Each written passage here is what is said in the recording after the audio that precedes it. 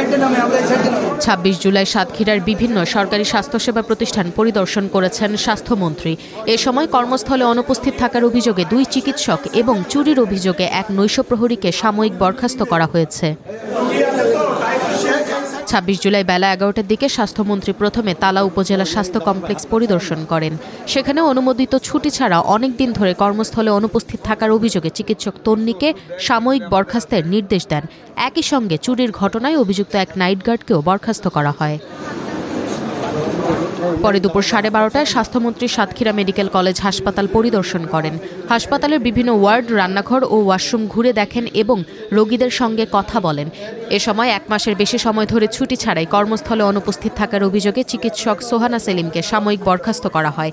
এরপর মন্ত্রী সাতক্ষীরা সদর হাসপাতালও পরিদর্শন করেন। পরে স্বাস্থ্যমন্ত্রী সাংবাদিকদের সঙ্গে কথা বলেন। এ সময় তিনি বলেন, দেশে রোগীর তুলনায় চিকিৎসকের সংখ্যা অপর্যাপ্ত। অনেকদিন প্রয়োজনীয় চিকিৎসক নিয়োগ না হওয়ায় স্বাস্থ্যসেবায় নানা সংকট তৈরি হয়েছে। তবে ধাপে ধাপে এসব সমস্যা সমাধানের কাজ করছে সরকার।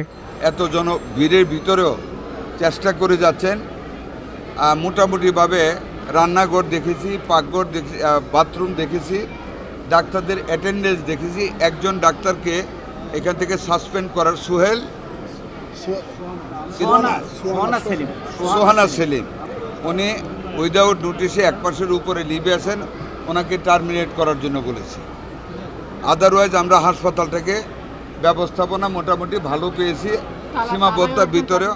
মন্ত্রী জানান, দেশের 50 শয্যার হাসপাতালগুলোকে পর্যায়ক্রমে 100 শয্যায় উন্নীত করা হবে।